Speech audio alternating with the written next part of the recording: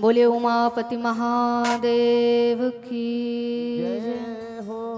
आइए आज के इस दिव्य कथा में प्रवेश करने से पूर्व हम सभी सद्गुरुदेव भगवान के दिव्य महाआरती से शुरुआत करेंगे। आप सभी से आग्रह, अपने अपने स्थान पर आप जहाँ पर भी रहकर इस दिव्य कथा का श्रवण कर रहे हों, अपने स्थान पर आप खड़े हो जाएं और दिव्य भावपूर्वक श्री सद्गुरुदेव भगवान के दिव्य आरती में आप सभी साथ में प्रवेश करेंगे। बोलिए श्री सद्गुरुदेव भगवान की जय हो। सिराधे।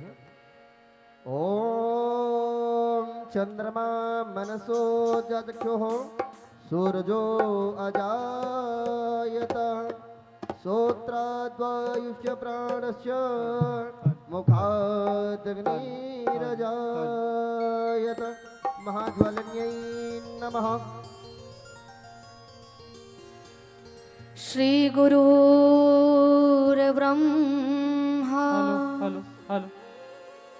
गुरुर्विष्णु गुरुर्देवो महेश्वर गुरुर्साक्षात् परं ब्रह्म तस्मै श्री गुरुवे नमः। करता करे न कर सके पर गुरु किए सब हो। सात द्वीप नव खंड में मेरे गुरु से बड़ा न को। मेरे गुरु से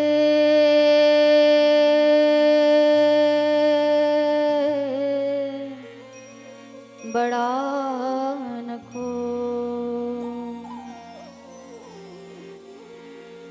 सारे तीर्थ धाम आपके चरणों में, हे गुरुदेव प्रणाम आपके चरणों में। सारे तीर्थ धाम आपके चरणों में, चरणों में। हे गुरुदेव प्रणाम आपके चरणों में। सारे तीर्थ धाम आपके चरणों में, हे गुरुदेव प्रणाम आपके चरणों में। सारे तीर्थ धाम आपके चरणों में, चरणों में। हे गुरुदेव प्रणाम आपके चरणों में। हृदय में माता गौरी लक्ष्मी, कंठ शारदा माता है प्रभु, कंठ शारदा माता है। जो भी मुख से वचन कहे वो वचन सिद्ध हो जाता है, वो वचन सिद्ध हो जाता है। वो है गुरु ब्रह्मा है गुरु विष्णु, ओ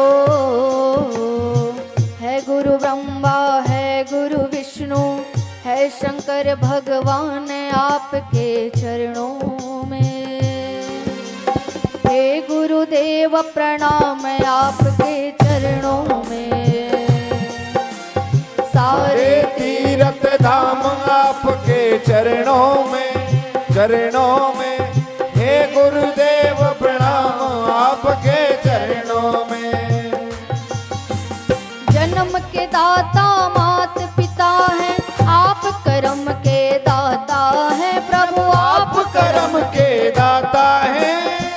आप ही मेरे ईश्वर हैं और आप ही भाग्य विधाता है प्रभु, आप ही भाग्य विधाता है।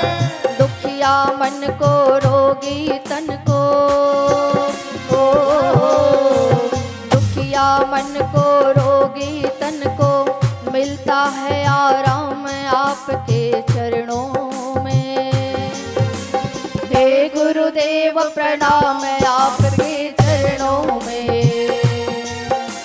सारे तीर्थ धाम आपके चरणों में, चरणों में। हे गुरुदेव प्रणाम आपके चरणों में। निर्बल को बलवान बना दो, मूर्ख को गुणवान प्रभु। प्रभु मूर्ख को गुणवान प्रभु, कृपा करके हम सबको भी ज्ञान का दो वरदान प्रभु। प्रभु ज्ञान का दो वरदान प्रभु। हे महाज्ञानी हे महाज्ञानी, ओ हे महाज्ञानी हे महाज्ञानी, रहूं मैं आठों याम आपके चरणों में। हे गुरुदेव प्रणाम आपके चरणों में। सारे तीर्थ धाम आपके चरणों में, चरणों में। हे गुरुदेव प्रणाम आपके चरणों में। हे गुरुदेव प्रणाम आपके चरणों में। हे गुरुदेव प्रणाम आपके चरणों में। हे गुरुदेव प्रणाम आपके चरणों में। हे गुरुदेव प्रणाम आपके चरणों में। हे गुरुदेव प्रणाम आपके चरणों में। हे गुरुदेव प्रणाम आपके चरणों में।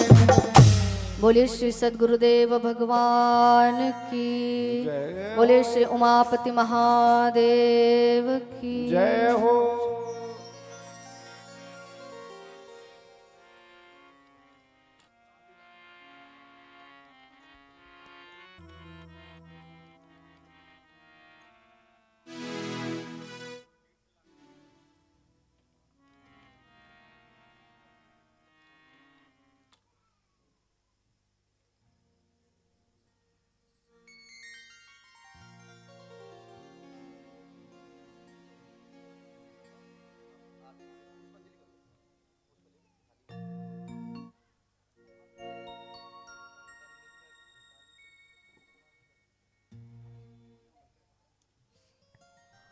ओम जलेन शीतलीकरणं पुष्पविन्दनम् आरोग्यं देहं शान्तिरन्तर् शान्ति पृथ्वी शान्तिरापः शान्तिरोषधयः शान्ति वनस्पति शान्तिरुष्य देवः शान्ति ब्रह्म शान्ति सर्व शान्ति शान्तिरेव शान्ति सामा शान्तिरेधि जतो यतः समीहसे ततो न भयङ्कुरुषण्णः गुरु प्रजाभ्यो भेन्न प्रसु शान्तिर्भवतु।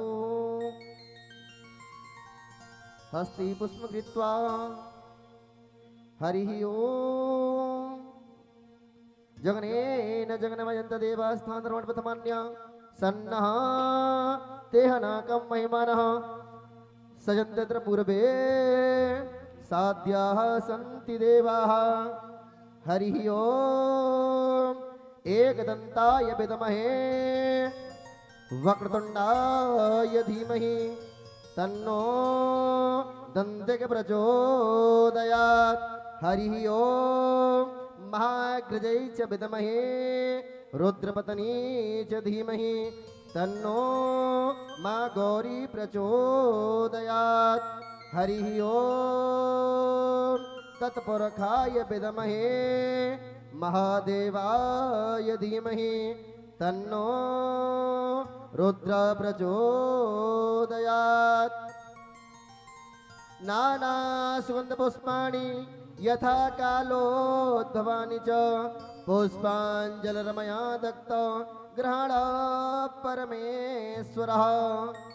सांगस परिवार सकुटुम्बाय मंत्र पुष्पाञ्जलिं समर्पयामि। नमो नमः।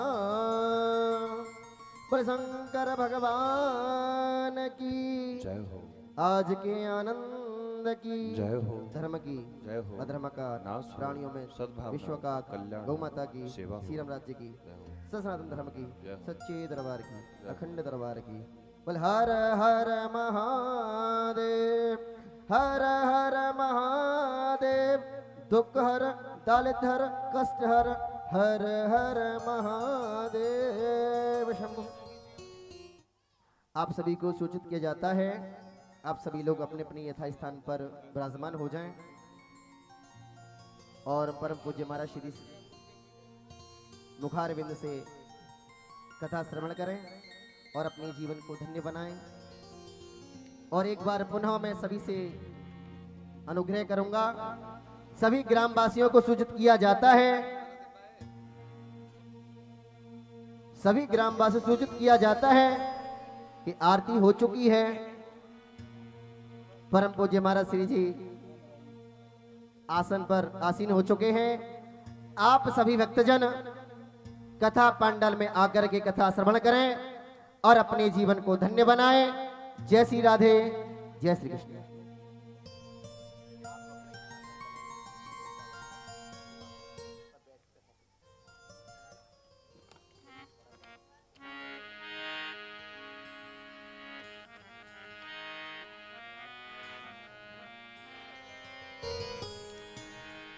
बोलिए श्री उमापति महादेव की जय।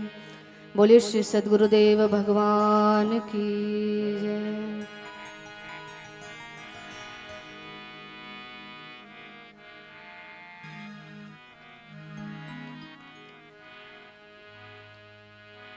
श्री कर्पूर गौरम करुणावतारम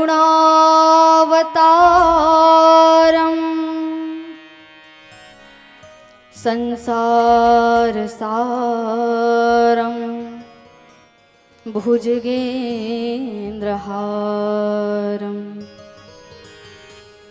सदा वसन्तं हृदयारविन्दे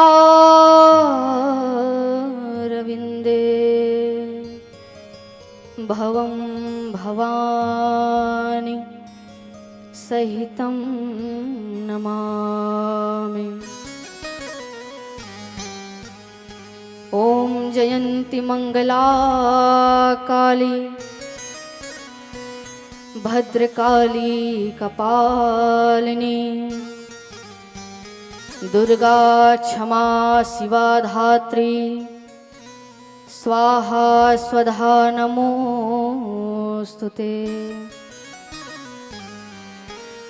जय तं देवी चामुंडे जय भूतार्तिहारिणी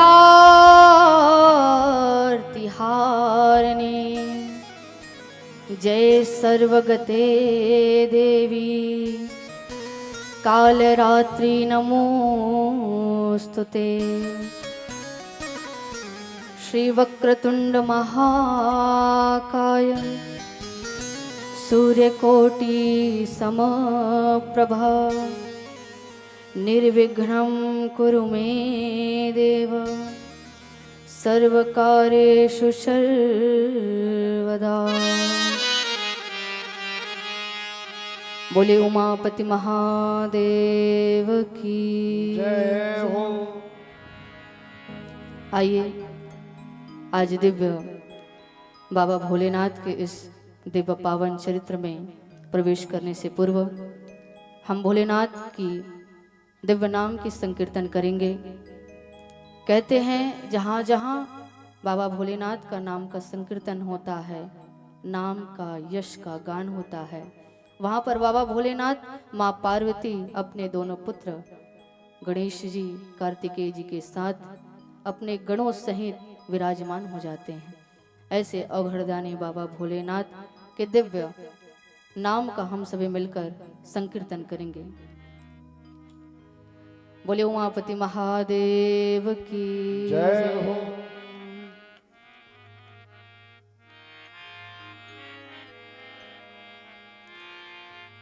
शिव शिव शिव शंभो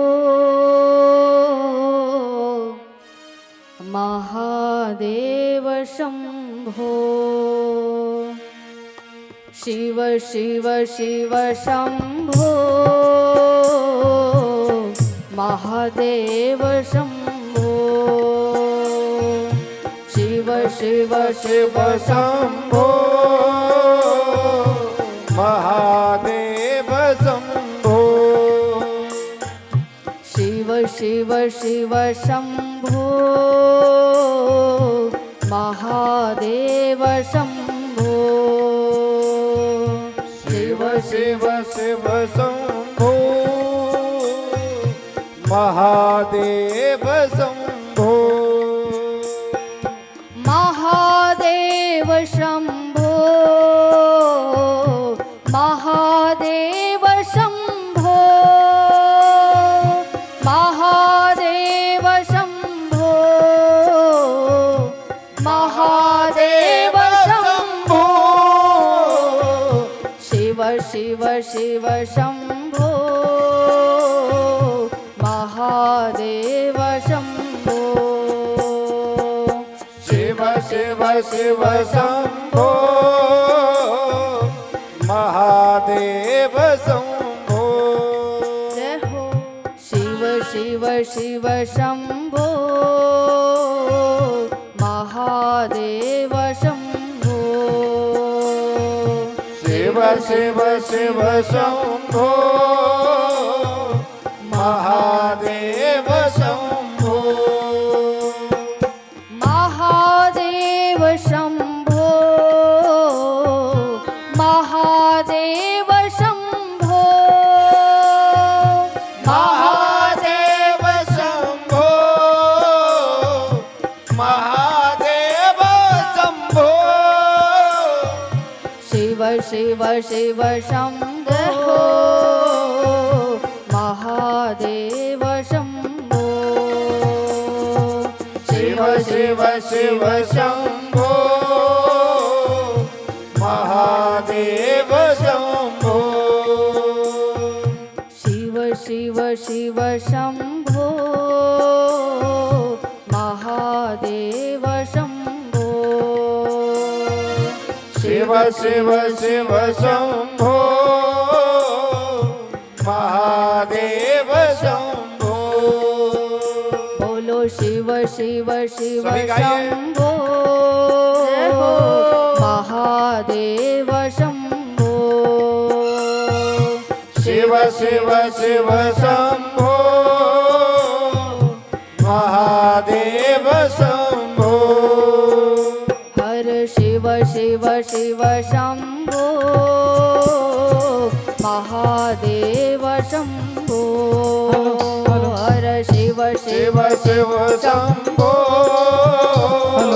महादेव शंभो हर शिव शिव शिव शंभो महादेव शंभो हर शिव शिव शिव शंभो